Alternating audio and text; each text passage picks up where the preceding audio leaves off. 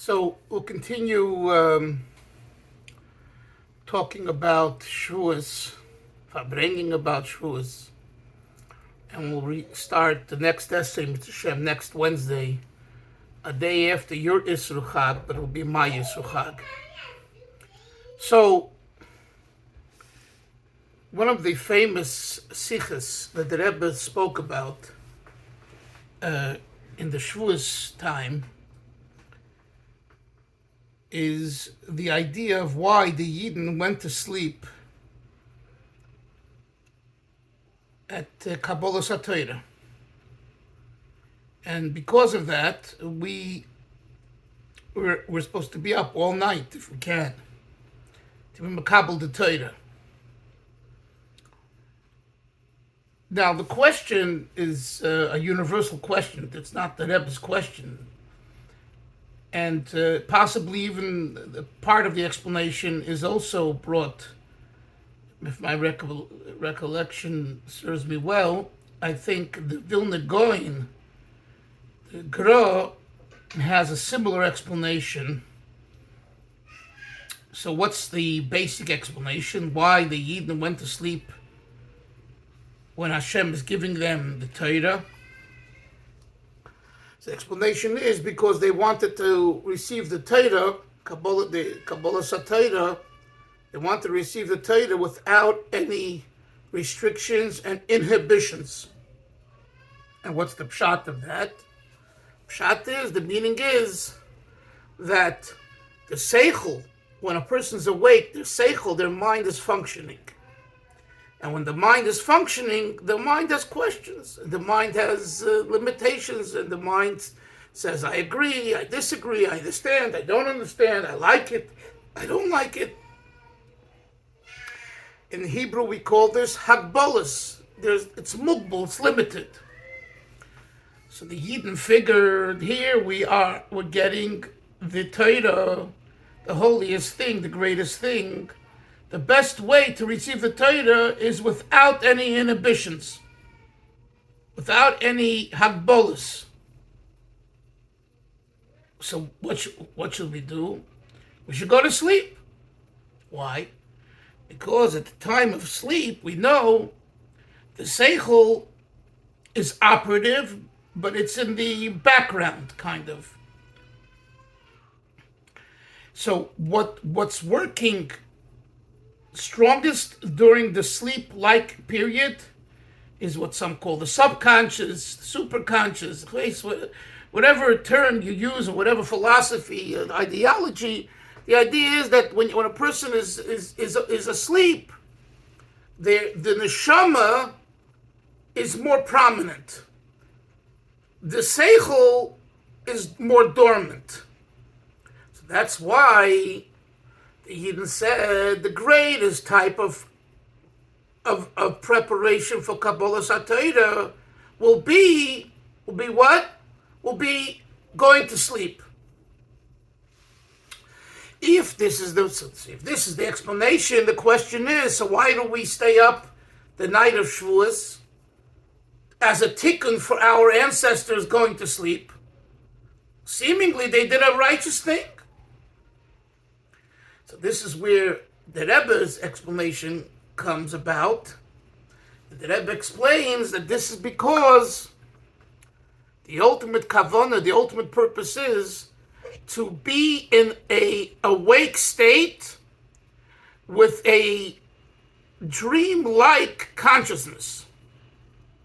To be in the world of hagbolas, of limitations, to be in the world, and within the world to experience the higher reality of the superconscious, the subconscious, the neshama.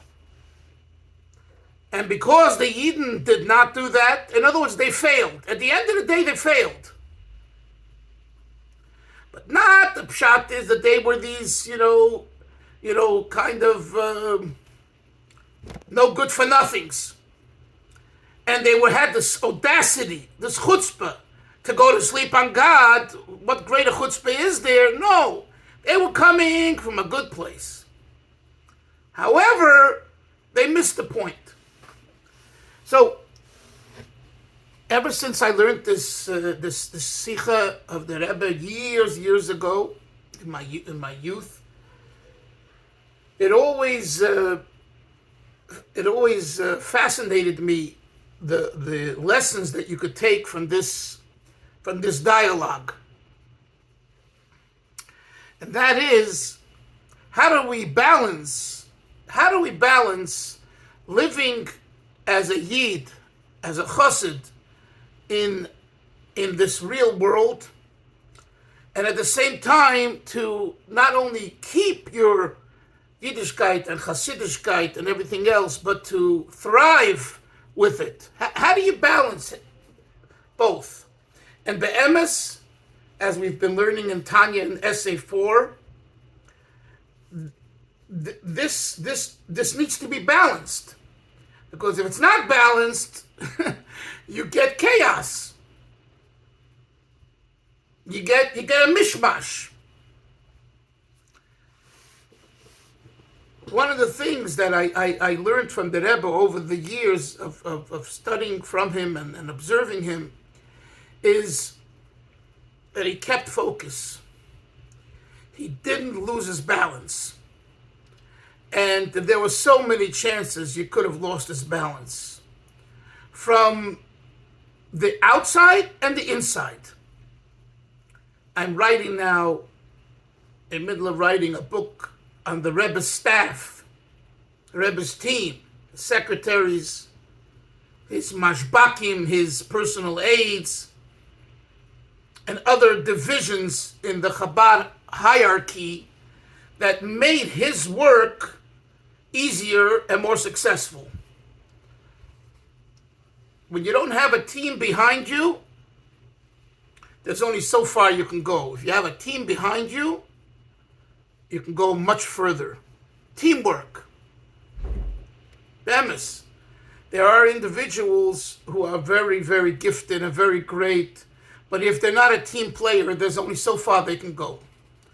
When you're a team player, even if you're not as gifted, but you're successful as a team player, as a leader of a team player, you go a lot further. And I saw this in the world of shlichus with various shluchim who were heads of states, heads of countries, and others. And you look at the two, and you observe what they did and what was done. You see this clearly, and I'm sure you see this in each field, whether it's in the medical field, in the other fields that everyone is in. I do want to say that a person needs to find out who they are, and sometimes we aren't a team player, and if we know that ahead of time, we'll stay out a lot of trouble. In other words, not everyone is cut out to be a team player. That's just a fact of life. That's teva ha'adam. Then there are other people who thrive only in a team player environment. And if they're on their own, they don't succeed. So this is important also to know yourself, and life and going through the experiences wake you up pretty quickly to who you are and what you should be doing. I'll give you an example. There was a Yid named Rabbi Shmuel David Reichik. He was the Frierdiker Rebbe's emissary to the West Coast. In 1949 he was sent, and then became the Rebbe's emissary. And he was a shadar. He traveled around raising funds for the Merkez L'Nyonei Chinuch and teaching Hasidus. He lived in Los Angeles. And when he came, it was post-Holocaust, very fresh.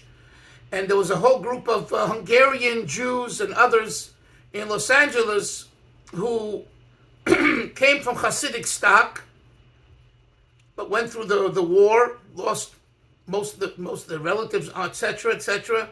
And it was a very, very fluid situation at the time. And Rabbi Reichik, because of his his commitment, his Chassidischkeit, his piousness became like a father figure to a lot of these contemporary of his. But he wasn't the businessman. He was like the rabbi. And what type of rabbi was he? He wasn't a rabbi of a congregation. He davened together with everyone else. In 1950 or 51, there was an opportunity, or they asked him to become like a rav, a rabbi, and he consulted the Rebbe, and the basic answer was that your job is to travel around the United States on behalf of Lubavitch, on behalf of Chabad. You shouldn't be limiting yourself to be a pulpit rabbi, which means you can't do that. You can't do the two. And people think they can, they're fooling themselves, think they're fooling others, and it becomes a big mess. So whether it's because you have a certain mission, and the mission requires that you travel, for example, I'm just using this as an example. You need to know that. You need to know what you're good at. So if you mix the roles, it's called in Kabbalah achlifu duchtayu. Have you heard that expression? It's brought in Chassidus. Achlifu comes from root lahachlif, machlif, to change. Duchtayu. You change the roles, you change the kalim. Or is not or is keli, keli's or. It's like a big mishmash. And when you have that, it's chaos. A person needs to know what they're good at doing, what they're supposed to be doing, and what they're not supposed to be doing, and what they're not good at doing. And it's not as though, sometimes people, especially young people, feel, if I started in this path and this job and this thing, and then I realize it's not for me, and I leave, I'm a failure. You're not a failure. You're not a failure at all. You went through an experience. You learned from the experience. On the contrary, you're very successful. You learned from the experience, and you realize what you should be doing now. And those people that do that are very lucky, are very successful. I don't want to go into all the details, but when I was in Marin County as a Chabad Shliach, a rabbi at the time in that position, and then I consulted with the Rebbe about doing work in Los Angeles, and the Rebbe not only gave me a bracha, but he gave me direction how I should do it. So a senior shliach who I had great respect for, very intelligent and Hasidic person, he said to me, I give you a lot of credit. He said, very few people will do that. Why? Because they'll say, oh, what is he going to think? You're a failure. You couldn't stay there forever, and you left to Los Angeles. And he said, but you did the right thing. You realized what your calling was at a young age, and you did the right thing. But very few people will do that because of outside pressure, inside pressure, Until today, there are friends of mine who don't get it. They don't get it because they're narrow. They really are very narrow. They're limited. They're in a box like this. Like this. This is the box. You can't see like this. The Rebbe saw it because the Rebbe was like this. And by the way, there were people that Rebbe didn't give permission to do what he gave me permission to do. And you know why? Because the Rebbe knew his Hasidim, and he knew that you're shaykh to do that and should be doing that, and you are not shaykh to do that, and you shouldn't be doing that. So this is a Chassid and a Rebbe, right? But the same is true in life. And I want to say another thing, that at many times our own spouse, our own kids, our own friends, and they don't get it. they just don't. They're too close to see it, and they have a very hard time, with this. And of course, you have to do things carefully. Shalom bayis. There's other issues. I'm not suggesting you do what you want because you decide this is what you need to do. You consult with people. You bring in your spouse into the situation, etc., etc. But at the end of the day, it's every individual's call. And I saw this also by great people like Rabbi Soloveitchik, the Rebbe. You study their lives, and I do this for a business. I study people's lives. I see this. There comes a point where not their wife, not their kids, not their rabbis, no one makes that ultimate decision. Only they. And it's not because they're arrogant. It's because that's the koyach of bchira chofshis, free will, that Hashem gave to every individual. You understand? And no one can give you that free will. Your wife can't give it to you. She can't. Your rabbi can't give it to you. Your son can't give it to you. You can only give it to yourself. But again, it has to be done in a sensitive way. It has to be really thought out. Because if not, we get the fact is everyone says, I am a Pinchas. I'm a Kanoi. And you go off in the deep end and you make a mess that takes years to wipe out, if it can be wiped out, and it can't. I'm writing about things now. Just, as I write, I talk about it. It's like people made a mess 30, 40 years ago. Why does it have to come to my attention now, 30, 40 years later? And the answer is because you didn't think about it 30, 40 years ago, and you thought it was going to be wiped away and forgotten. It's not, especially not with the internet. Everything's recorded, everything's documented, v'chulu, v'chulu. So, Baruch Hashem, I try to, minimize the damage. But people say, I spoke to someone, who was in a lawsuit with someone else, two rabbis, and he says to me, why do you have to write about it? Well, I didn't want to say to him, and why did you have to do it? You want to do it, and you want to fight, and you want it to go public, and then you have a taina on me that, because it's out there, you fool. And people are smart, and people are reading. So what I'm trying to do is to reconcile, to tone it down, to explain where both sides are coming from, so that you have I put it into a context, so it's not so painful. But like why? So we do things, and we think they're forgotten. They're not forgotten. They're not forgotten, my friends. Everything is remembered. Everything you do is recorded. People know. And I'm talking to myself. My issues too, whatever they are. So we went off on a tangent. I want to go back to Shavous. I know, Issa, you're laughing at that, but it's important sometimes to get into a little the kishkis, a little musar, just sharing with you, the realities of life, and this is even harder with teenagers and kids. They do foolish things. It takes years of wiping it up, covering it up, cleaning it up. It's important to be focused, and there's no perfection. We're not perfect. We make mistakes. Anyway, so going back to Shavous, the Eibishter says, I want you to be in this world and at the same time to be out of the world. So how do you balance that? That's what we're talking about.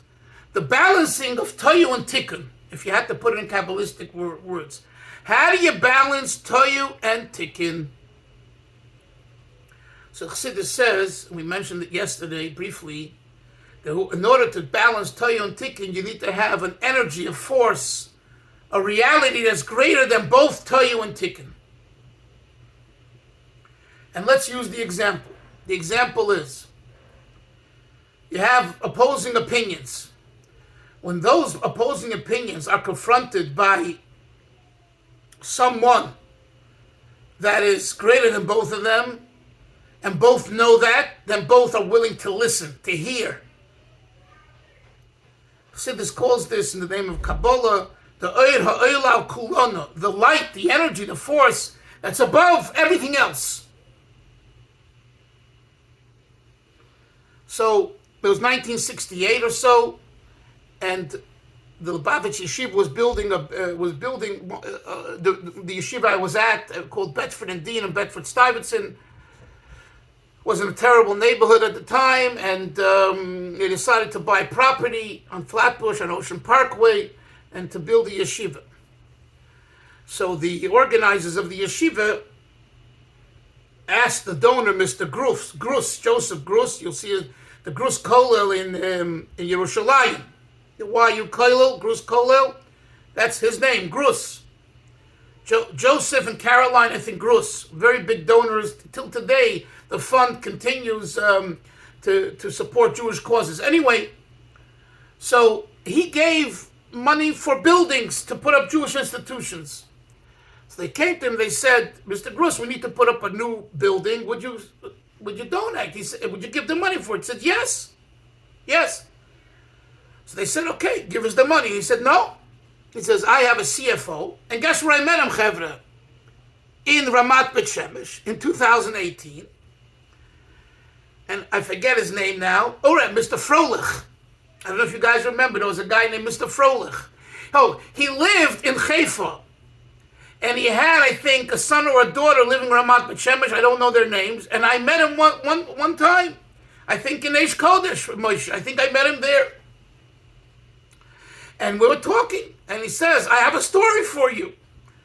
And he says, a story with the Rebbe? No, which Lubavitch is not going to go like this when they want to tell you a story with the Rebbe? So he tells you it was 1967, 68. And I was the CFO for Mr. Grus. And there was this issue of giving money to Chabad, to Lubavitch for yeshiva, a new building. And Mr. Grus said, fine, from his fund for yeshivas. So they said they want the money. They'll put up the building themselves because they want to build it the way. And Mr. Grus said, no, it doesn't work that way. But Mr. Frolich and my people, they put up the building. We pay for it. We put up the building. We don't give you the money. Orosemis is called the Joseph Grus Institute. The same, I told the Chevra, the same thing. You walked away for a second. Exactly. He gave to Mir, he gave to all the Yeshivim, but he gave to everybody. Anyway, but this was a dispute. So Rabbi Weinberg, who was the head fundraiser under Rabbi Shmayo Garari, the Rebbe's brother-in-law, the Rashag, asked Mr. Grus if he'd be willing to come to the Rebbe, or Mr. Grus's person, for the Rebbe to the side. And you know what he said? Yes. And he sent Mr. Frolich. This is what he tells me. He sent me. And I was in the room with Rabbi Weinberg and the Rashag and the Rebbe, all four of us. And we presented to the Rebbe the case. And the Rebbe heard both sides. He heard his brother-in-law's side, and he heard Mr. Grus's side vis-a-vis Mr. Frolich.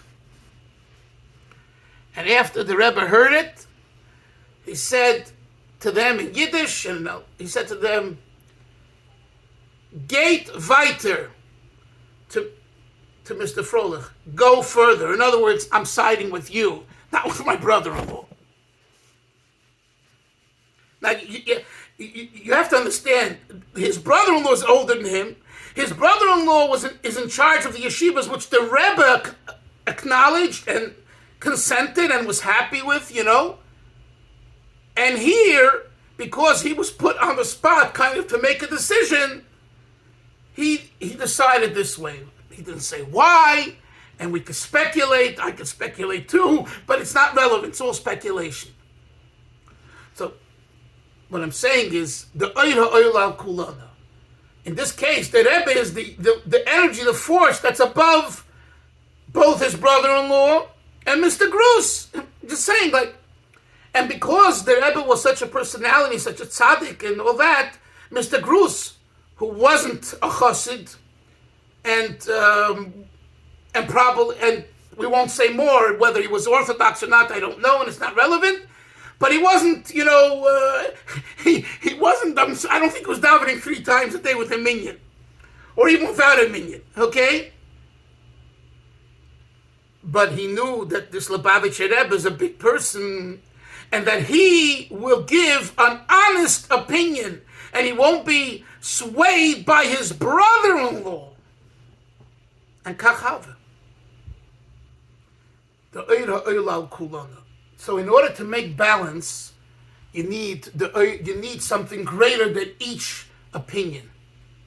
What happened at Matan Torah was that's what we failed to connect with. We connected at Matan Torah to kind of ourselves, our own understanding. And our own understanding is, go to sleep, the best way to receive the Torah. It's like, because then your super conscious, your subconscious works and the inhibitions go away. But that was a self-serving approach.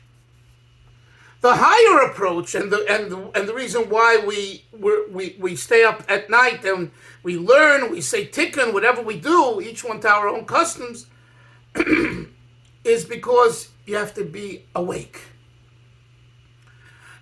As much as it's nice to sit in a corner and just not be involved in the world, it's not the reality. It's not the reality at the end of the day. The reality is to make a dira b'tachtoinim, a home for Hashem in the world. So everyone has to work. Be it mind work, be it work with your hands, mental work, but you have to work. This idea of just sitting back and someone else paying the bills and all of that is ridiculous. It's not the kavanah. The kavanah, the purpose is to work. If Hashem blesses you with great wealth and you don't have to, go to a job and all that, so do other work. Write, learn, teach. But this idea of, being bottled, the worst thing is when people say they go into retirement. It's the worst thing, retirement. What retirement? Retirement is such a terrible thing because you waste your time.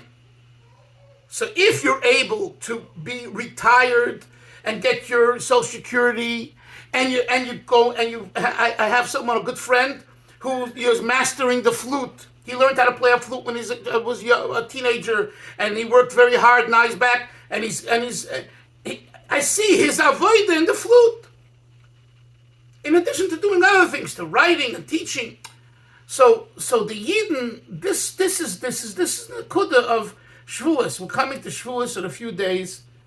A Yid has to know that he has to make a dira b'tachtoinim. Wherever you are and whatever happens in your life, you have to bring together the two worlds of chaos and normalcy, of toyu and tikkun. And you do it while you're awake, not while you're sleeping. You do it when, yes, there are problems and situations. Is that the reason why Chabad doesn't stay up on Shavuos night? Chabad does stay up. Who told you that? What's with you? Rabbi, they stay up, but they daven at a normal time, 10 o'clock. Everybody knows Shacharis Shavuos morning. It's the only minyan in town. So what? That's not true. It's not just Chabad. In Boston also, you stay up, you learn till Alos HaShachar, you go to mikveh, you go to sleep, you wake up at normal time and daven. Yep. It's not the only, exactly. Of course we stay up. What are you talking about?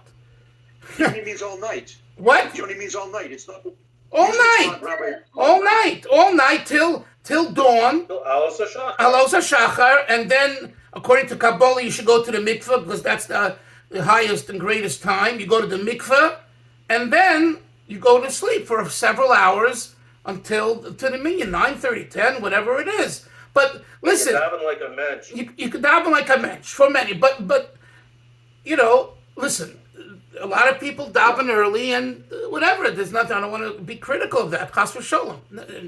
I understand it, but Yoni, it's a mistake what you just said. So you should just erase it because it's not factual. go into a normal large Lubavitcher shul like Kfar Chabad and 770. You know what I'm saying? The big shuls. You'll see the shul, the base medrash is packed with people. Now in Chabad they say tikkun. They say tikkun. The Litvische learn, right? And Hasidim say tikkun. Okay, that's the difference. There's a difference between, but it's universal. So that expression I heard from Chabad. You finished the tikkun early. One second. Moshe, what? I heard the expression from Chabad that they said, "Are you sleeping to daven, or are you davening to sleep?" In other words, people be like wanting to rush to get to sleep. So what kind of davening is that?